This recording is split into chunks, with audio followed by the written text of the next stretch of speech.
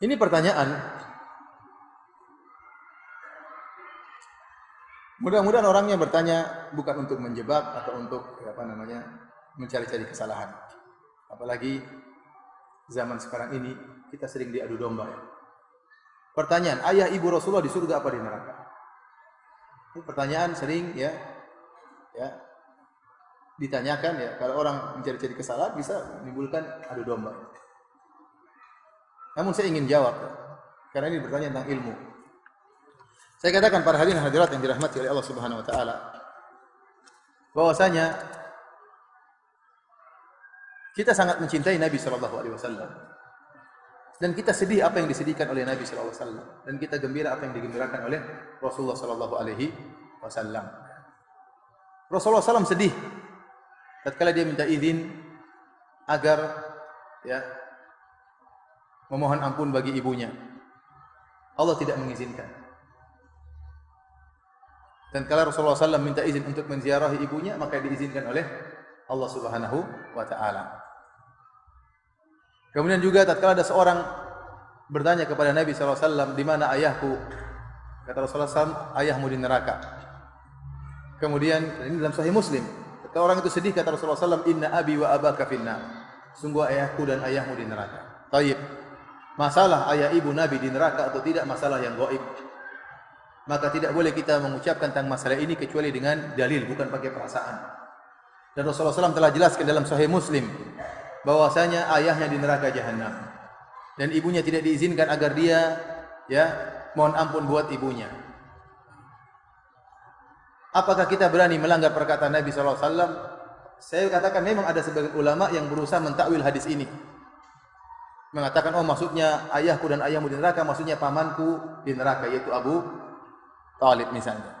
Tapi ini dibantah oleh Imam Nawawi rahimahullah. Imam Nawawi rahimahullah, ini apa yang saya sampaikan ini terdapat dalam buku Al-Minhaj Syarah Sahih Muslim. Imam Nawawi tegas dalam hal ini menjelaskan ayah dan ibu Nabi SAW di neraka jahanam. Oleh karenanya, di antara dalil yang menguatkan bahwasanya ayah dan ibu Nabi SAW di neraka jahanam, bahwasanya saya tidak pernah mendapati doa Nabi mohon ampun buat ayah ibunya. Antum pernah dapati doa Nabi SAW berdoa, Rabbi ghufirli wali walidayya? Pernah? Ada atau tidak? Padahal sebagai anak yang berbakti, dia harus sering mendoakan kedua orang tuanya. Tapi saya tidak pernah menemukan Nabi berdoa, Rabbi ghufirli wali walidayya. Yang ada dalam Al-Quran, Allah merintahkan kita berbakti kepada orang tua. Allah berkata, wa qur rabbirhamhuma kama rabbayani shaghira. Tetapi doa Nabi sendiri, antum baca buku hadis-hadis, tidak akan antum mendapati Rasulullah SAW mengatakan, ya Allah ampunilah aku dan ampunilah kedua orang tuaku. Jadi saya lebih condong kepada pendapat Imam Nawawi yang menjelaskan bahwasanya karena Rasulullah SAW menjelaskan kedua orang tuanya di neraka, maka kita ikuti perkataan Rasulullah SAW. Kita mendahulukan hadis daripada perasaan. Kita mendahulukan hadis Nabi, sabda Nabi daripada perasaan. Saya tidak berani mengatakan ayah Nabi di surga. Saya enggak berani. Nabi bilang di neraka. Apakah saya bantah Rasulullah SAW? Saya enggak berani. Kalau anda punya dalil ayah Nabi di surga, saya akan mengatakan, saya ikuti, karena ini masalah gaib, saya akan ikuti apa yang diucapkan Nabi. Datangkan dalil yang sahih bahwasanya ayah Nabi di surga. Apa susahnya bagi saya mengatakan ayah Nabi di surga? Tidak ada susahnya kalau ada dalilnya. Justru saya pingin ayah Nabi di surga, karena itu ayahnya Rasulullah SAW. Justru saya ingin ibunya Nabi di surga, karena itu ibunya Nabi SAW. Nabi sedih tatkala mengunjungi kuburan ibunya sampai Nabi menangis, wa abka man haulahu, para sahabat juga ikut nangis. Tetapi kalau tidak ada dalilnya, masa saya berani ngomong sesuatu yang tidak ada dalilnya? Baik, ada yang mengatakan ada hadis menunjukkan Rasulullah SAW menghidupkan kembali kedua orang tuanya, suruh masuk Islam, akhirnya masuk surga. Hadisnya lemah, hadisnya palsu, tidak kuat dibandingkan dengan hadis dalam Sahih Muslim. Dan wallahu alam ada hikmah di balik itu. Wallahu alam bisawab, kita tidak tahu ada hikmah apa yang Allah kehendaki. Tapi pasti ada hikmahnya. Ada yang mengatakan dengan perasaannya, Ustaz, bagaimana ibu Nabi masuk neraka sementara Nabi pernah di perutnya selama 9 bulan. Saya bilang dia punya jasa. Namun demikian Allah mentakdirkan, sebagaimana Allah mentakdirkan ayah Nabi Ibrahim masuk neraka jahanam. Padahal Ibrahim tidak muncul keluar kecuali melalui air mani ayahnya. Iya atau tidak?